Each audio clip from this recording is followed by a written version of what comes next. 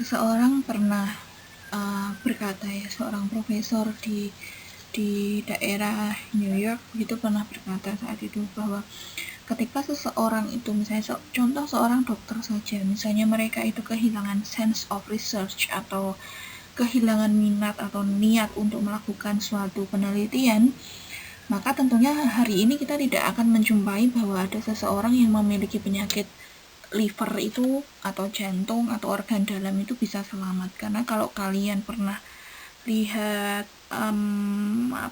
film Korea itu ya, yang film Janggem gitu, dia adalah salah satu dokter perempuan yang ada di Korea yang saat itu memang pertama kali dia melakukan bedah. Dulu orang tidak mengenal istilah bedah begitu ya. Jadi kalau misalnya untuk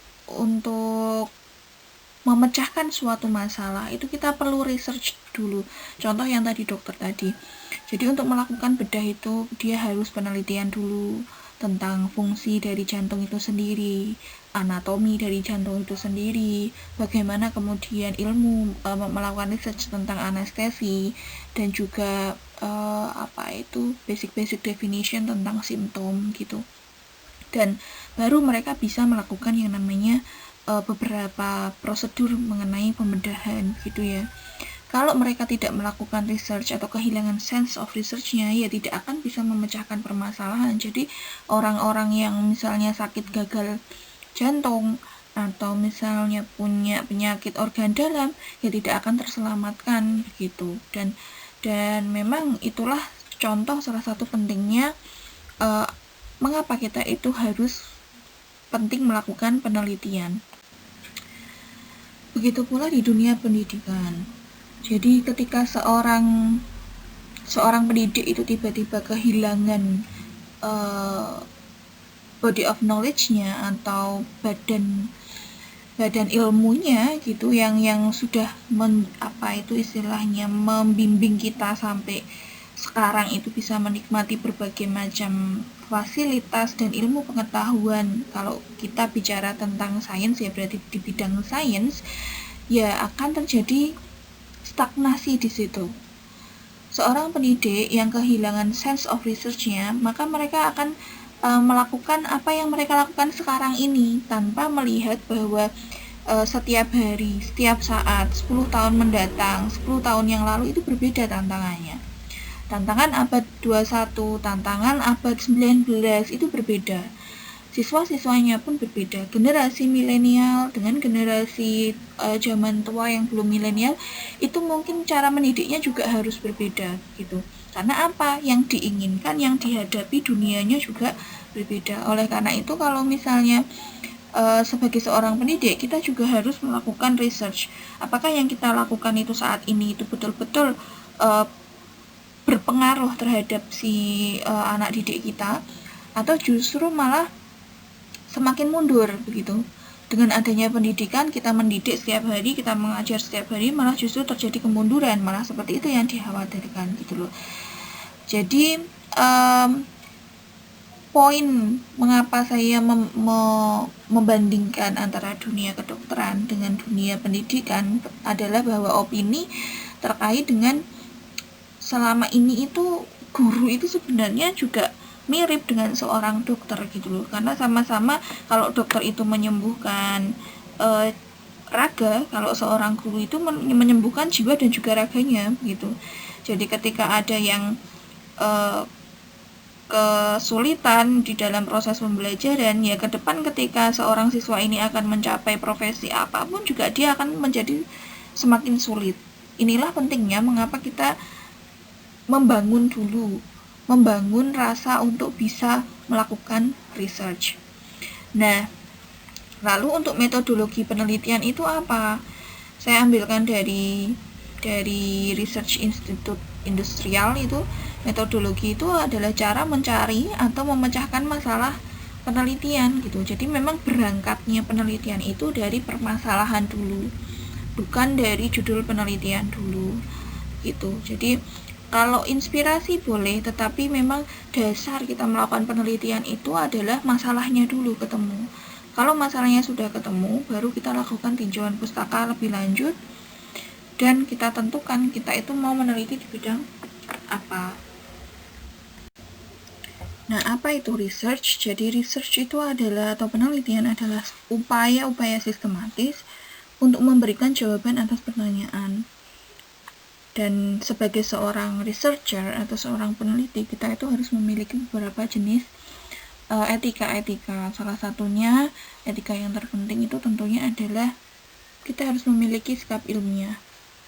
Sikap ilmiah yang pertama adalah rasa ingin tahu. Tentu seorang peneliti kalau misalnya tidak memiliki rasa ingin tahu yang cukup tinggi, dia tidak akan peduli terhadap fenomena-fenomena yang terjadi di lingkungan sekitarnya kan. Jadi memang yang harus dibangun pertama itu adalah sikap ilmiah terlebih dahulu. Rasa ingin tahu, terus kemudian terbuka, objektif, itu penting sekali dimiliki oleh seorang peneliti. Nah, ini beberapa etika sebagai seorang peneliti. Yang pertama, punya rasa ingin tahu yang besar. Harus mulai aware terhadap lingkungan sekitar, apa sih fenomena yang sedang terjadi dan masalahnya apa sih sebenarnya yang ada begitu. Jadi kalau sebagai seorang peneliti itu kalau punya sikap ilmiah yang baik itu orang tidak akan mudah untuk melakukan justifikasi terhadap suatu hal. Dia cenderung akan diam dulu, kemudian mengamati, terus kemudian mencari tahu dulu sebelum pada akhirnya mengkritisi, seperti itu. Jadi contoh yang sangat kecil saja, misalnya fenomena pandemi ini, orang diharuskan untuk online learning atau pembelajaran jarak jauh begitu ya. Nah, dia akan mencari tahu dulu, kira-kira apa sih yang sebaiknya dilakukan, atau online learning yang baik itu seperti apa. Jadi tidak responsif. Jadi misalnya ada begini langsung direspon, wah ini kok muter-muter sinyalnya bla bla bla bla. Ya dilihat dulu, oh sinyalnya muter-muter, bisa jadi karena banyak orang yang mengakses di e-learning tersebut. Oh bisa jadi ada kemungkinan yang kedua karena memang dari jaringannya dulu, dilihat dulu jaringannya yang pengaksesnya itu memang baik apa enggak. Oh dicoba dulu, bisa jadi pakai Google Chrome itu ternyata bisa lancar. Oh pakai Mozilla ternyata juga lebih bisa lancar lagi begitu. Dari seorang peneliti itu biasanya tidak akan cepat atau terlalu responsif terhadap suatu hal, suatu fenomena tanpa mencari tahu dulu di belakangnya itu tuh ada apa gitu. Jadi tidak akan mudah terbakar atau tersulut emosi gitu. Bukan berarti kemudian orang yang memiliki sikap ilmiah itu menjadi orang yang lemot, tidak, tetapi sebelum merespon itu dia punya alasan, punya data dulu sebelum melakukan respon terhadap suatu fenomena tertentu.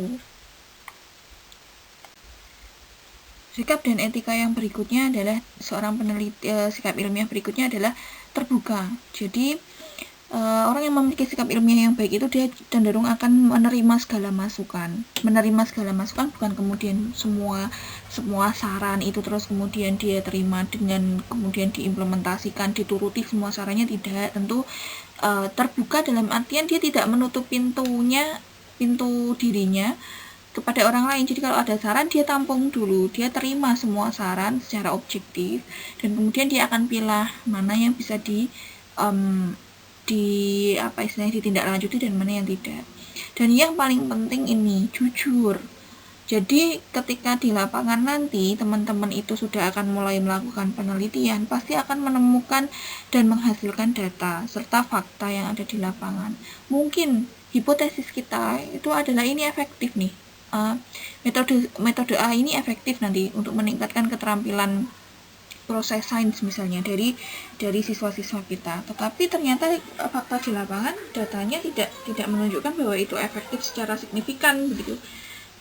Ternyata enggak seperti itu ya. Kita harus mampu menyajikan data itu dengan jujur gitu. Data dan fakta yang ada di lapangan itu disampaikan dengan sejujur-jujurnya. Memang itu kenyataannya, baru kita analisis kenapa kok tidak efektif. Sikap ilmiah yang berikutnya adalah objektif. Jadi seorang peneliti itu memang yang mempunyai sikap ilmiah yang baik, dia cenderung akan memiliki pandangan yang objektif terhadap suatu hal. Jadi tidak melibatkan perasaan, tidak melibatkan perasaan kita di dalam data yang kita hasilkan, atau tidak melibatkan perasaan kita selama kita melakukan penelitian itu, sehingga data yang diambil itu betul-betul objektif, tidak dia misalnya, oh siswa kita itu ternyata ada anak kita sendiri misalnya, ternyata nilainya dia jelek nih, ya tetap harus kita katakan dia jelek gitu, tidak peduli itu siswa kita maupun itu anak kita maupun itu saudara kita, itu tidak peduli, semua sama rata dan harus objektif, tidak boleh subjektif. Sikap ilmiah yang berikutnya, seorang peneliti, namanya peneliti, orang yang melakukan penelitian, ya berarti harus teliti dan juga tekun gitu. Nah, yang terakhir ini yang menjadi bagian dari sikap ilmiah yang kejujuran tadi, hindari plagiarisme. Jadi, cantumkan siapapun yang membantu ide penelitian kita. Maksudnya gimana? Penting untuk melakukan sitasi dengan benar. Jadi ketika misalnya nih, kita menuliskan bahwa berdasarkan penelitian atau misalnya ada kalimat justifikasi seperti ini misalnya, literasi sains siswa rendah dikarenakan metode yang diajarkan adalah teacher-centered learning. Itu kan bentuk justifikasi, bentuk penghakiman terhadap metode teacher-centered learning. Nah, itu kita harus mencantumkan tuh siapa yang sudah melakukan penelitian yang hasilnya itu adalah literasi sains, ternyata itu rendah dikarenakan teacher-centered learning, metode yang digunakan, begitu misalnya seperti itu.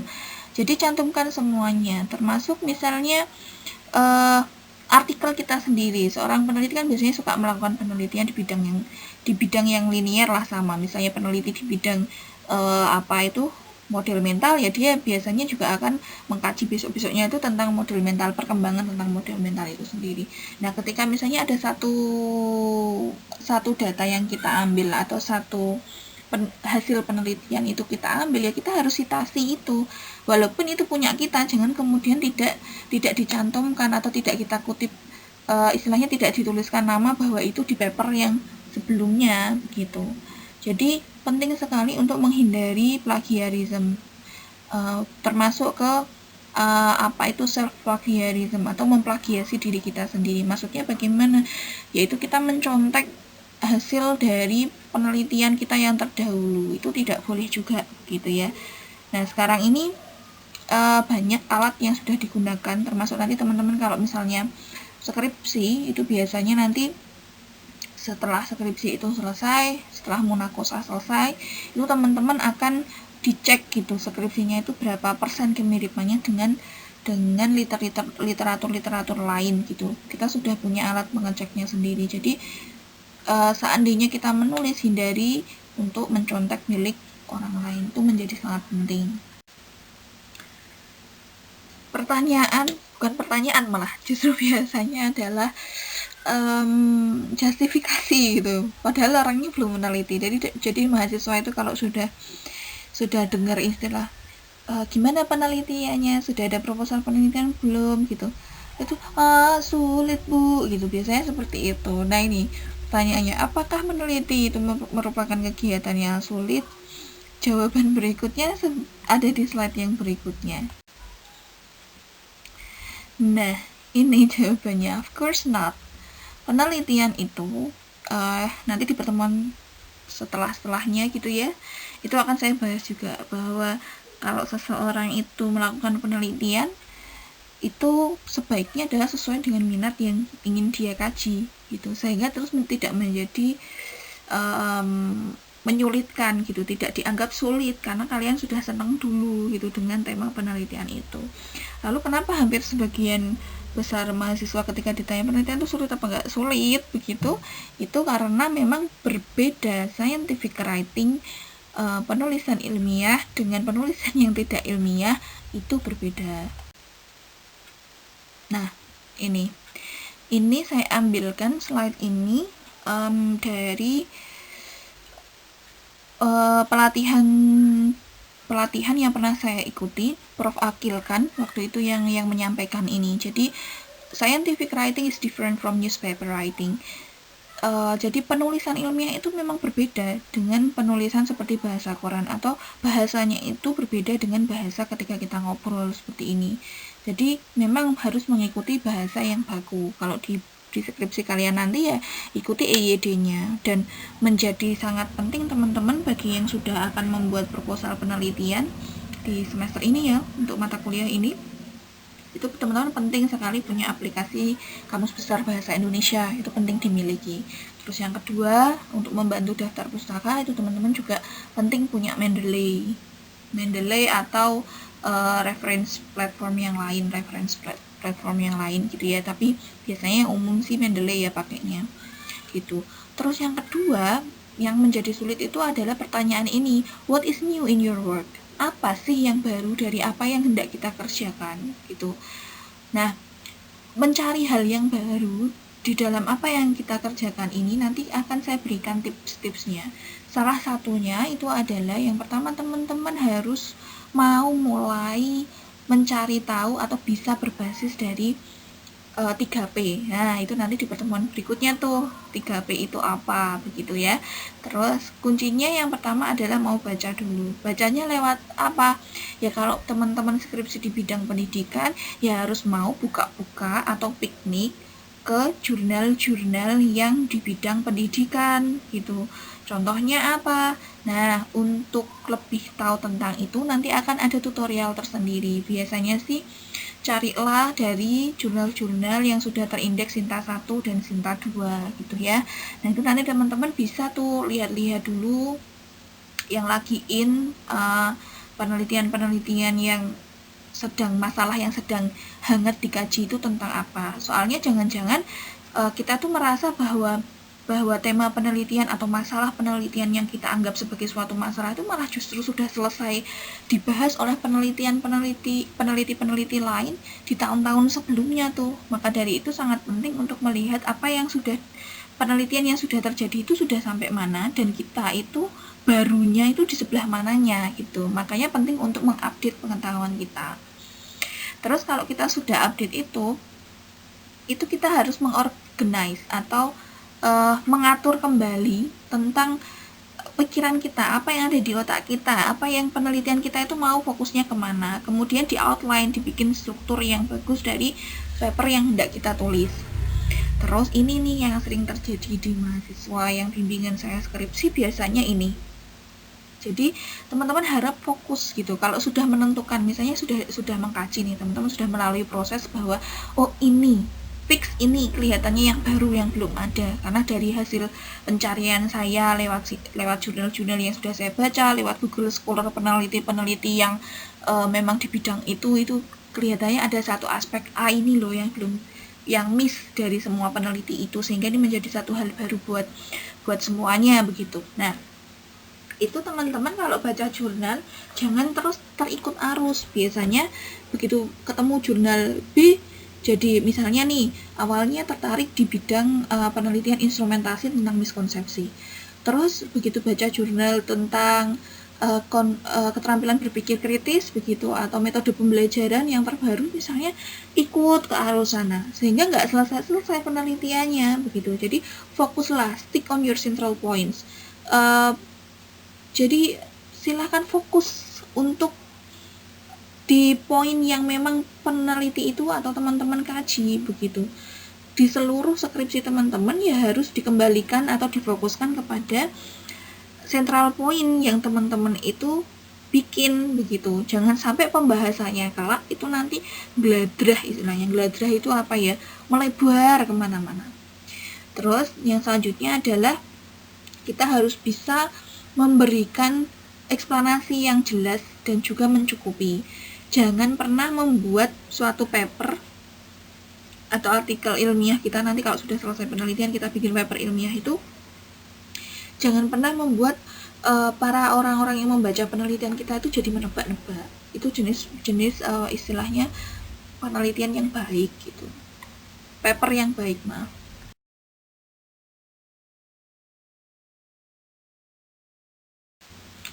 Di slide yang sebelumnya sudah ada gambar ya, dari mana sih kita harus memulai penelitian. Oke, yang pertama itu kita harus mulai dulu dari masalah. Nah, nih mulai cari masalah ini ya. Jadi mulailah dulu dari masalah. Nah, apa sih masalah? Ini saya ambilkan dari bukunya Sugiono sama Ari Kunto. Bahwa masalah itu adalah sebenarnya kesenjangan antara harapan dan kenyataan. Jadi misalnya kondisi harapan itu kita bisa juga baca sebagai kondisi ideal.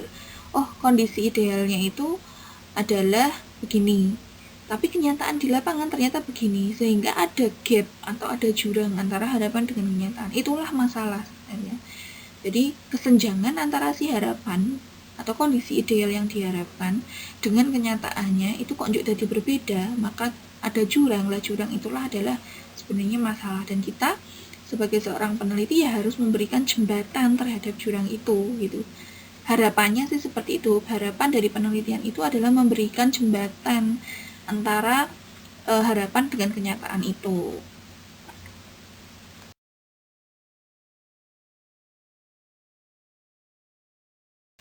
Nah, ini teman-teman, dari mana sih masalah penelitian kita itu bisa diperoleh?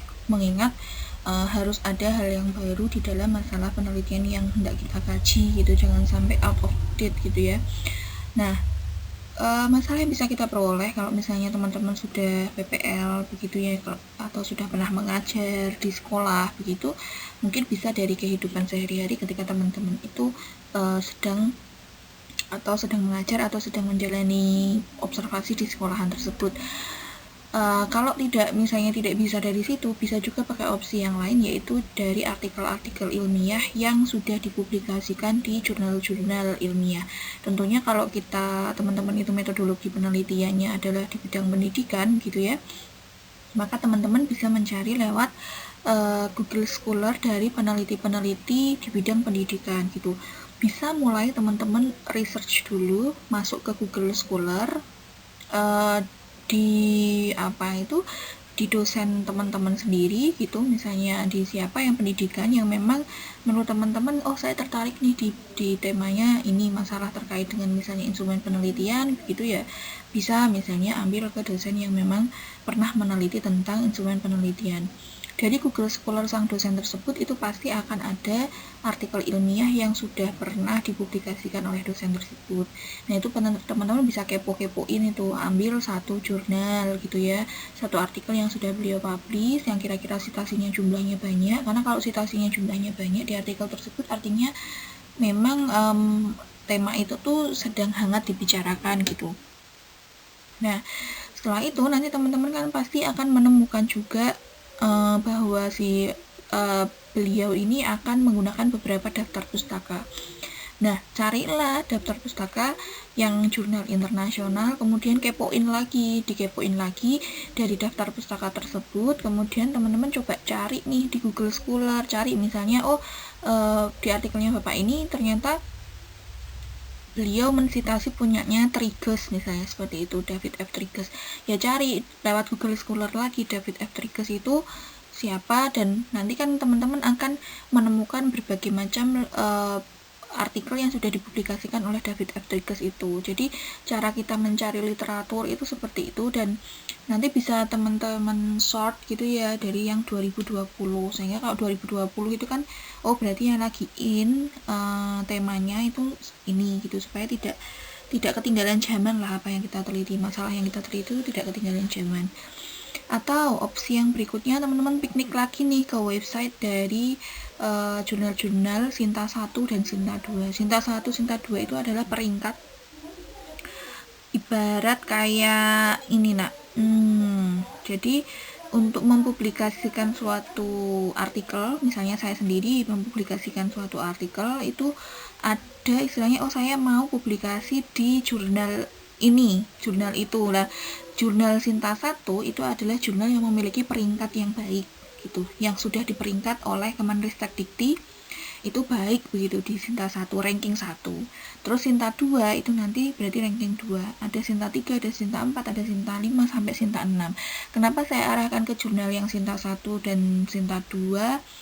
Ya berdasarkan pemeringkatan, karena memang sudah jurnalnya bagus, otomatis di dalam penataan istilahnya mereview artikel sebelum dipublikasikannya pun itu tentu reviewnya akan betul-betul bagus gitu. Jadi artikel-artikel yang muncul di jurnal itu pasti sudah melalui proses review dari seorang reviewer yang memang sudah handal di bidang ilmu itu gitu loh. Nah, atau bisa juga lewat kalau yang jurnal internasional itu lewat Simago JR.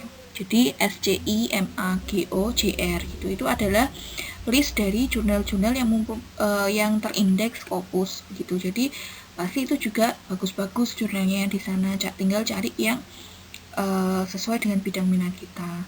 Atau yang ketiga nih, lewat pikniknya ikut seminar online gitu. Seminar online yang ada kaitan dengan tema kita gitu. Kalau misalnya kita tertarik di bidang ESD atau Educational Sustainable Development.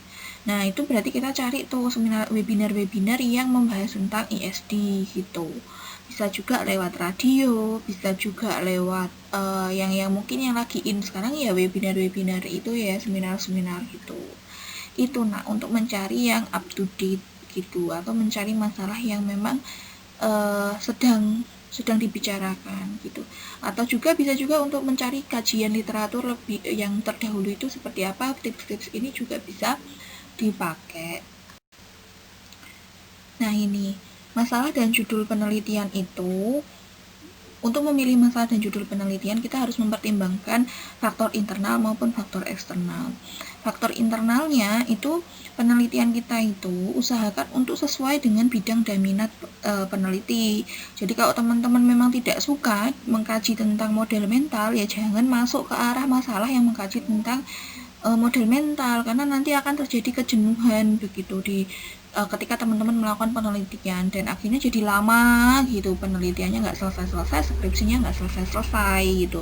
Yang kedua itu teman-teman harus bisa mengukur apakah penelitian ini yang ingin saya kaji, masalahnya ini yang ingin saya temukan jawabannya itu apakah bisa dilaksanakan atau tidak. Kalau kemampuannya teman-teman tidak bisa melaksanakan itu terkait dengan waktu, misalnya kalau untuk tema ini saya butuh waktu 5 tahun atau 2 tahun, maka teman-teman tentunya harus bisa menyesuaikan diri. Ya nggak apa-apa kalau misalnya 2 tahun teman-teman rela untuk skripsinya selesai dalam 2 tahun gitu. Tapi kalau teman-teman punya target, saya harus lulus di semester 8, ya pertimbangkan aspek itu juga begitu. Lebih baik mencari yang memang memungkinkan untuk teman-teman lakukan hingga sesuai dengan target teman-teman. Karena kalau saya bilang terkait dengan kemampuan diri di dalam diri sendiri untuk mengukur faktor internal masing-masing, itu saya tidak bisa mengeneralisasi untuk semuanya begitu. Jadi teman-teman sendiri nih yang bisa menentukan, tapi tetap harus dibikin happy, karena penelitian itu prosesnya itu memang yang dikatakan rumit itu ketika kita itu tidak menyukai yang kita lakukan. Tapi kalau kita sudah mencintai sesuatu itu kan serumit apapun jadi menyenangkan gitu kan. Nah, faktor kedua yang harus kita pertimbangkan itu ada faktor eksternal, yaitu apa? Satu nih yang penting, hasil penelitian kita tuh nanti kelak manfaat apa enggak. Kalau enggak, biasanya kan penelitian minimal lah setahun gitu ya, dari mulai nanti teman-teman bikin proposal ini sampai kemudian nanti sidang begitu kan lebih ya dari setahun. Kalau misalnya outputnya nanti kok tidak bermanfaat kan ya eman-eman, waktu yang kita curahkan ke sana itu kan tidak sedikit. Dan ketika kita melakukan penelitiannya itu nanti endingnya memberikan manfaat yang banyak, itu tentu kita akan memiliki kepuasan sendiri gitu. Selain kita bicara tentang dari segi spiritualnya begitu ya, bahwa Allah akan memberikan balasan kepada sebaik-baik orang adalah orang yang bermanfaat terhadap orang lain gitu kan. Itu. Terus yang kedua, faktor berikutnya adalah ada nggak faktor pendukung. Ini contohnya nih, misalnya teman-teman pengen banget mengkaji tentang permasalahan misalnya pengembangan produk pembelajaran di bidang ICT mengingat kondisi pandemi sekarang ini. Tapi pertama, ternyata teman-teman misalnya saya tidak punya kapabilitas atau keilmuan di bidang ICT, saya tidak paham nih tentang bagaimana membuat virtual. Nah, kalau misalnya teman-teman bisa ada dua opsi nih, teman-teman bisa dengan ikut belajar atau berusaha dengan keras untuk mempelajari ilmu tentang ini, atau yang kedua teman-teman lebih baik pilih yang lain begitu kalau memang dirasa tidak mampu. Kedua, faktor pendukungnya misalnya sudah nih teman-teman sudah pertama tidak punya ilmu di bidang itu, tidak punya basic tentang itu, gak paham apa-apa tentang itu gitu ya.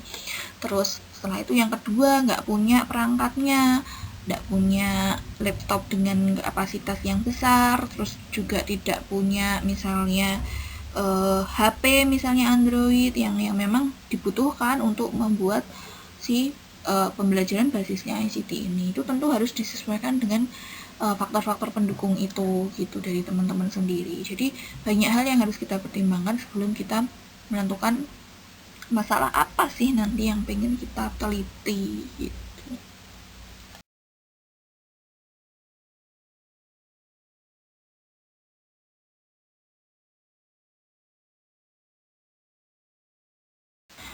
Untuk bagaimana kita cara menggali topik penelitian yang up to date atau untuk mencari informasi yang up to date, cari inspirasi tips skripsi, nanti di e-learning kita akan saya share juga video yang membahas terkait dengan itu, bagaimana mencari jurnal yang Sinta 1, Sinta 2 gitu. Itu nanti akan saya tampilkan di video tersendiri lagi gitu ya.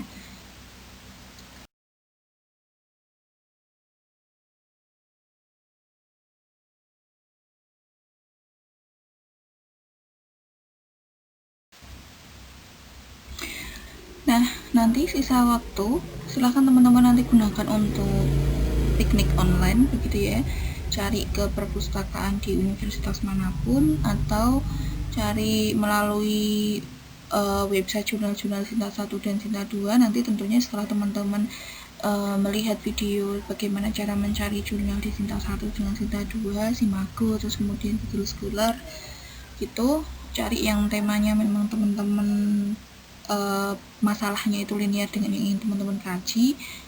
Terus setelah itu diupload lagi ke e-learning kita, jadi hasil pencarian teman-teman nanti diupload. Sudah saya sediakan form apa yang harus bentuk formnya itu sudah saya kasih di e-learning kita. Terus setelah itu nanti coba memikirkan rancangan dari masalah yang hendak teman-teman itu pastikan sebagai calon skripsi teman-teman.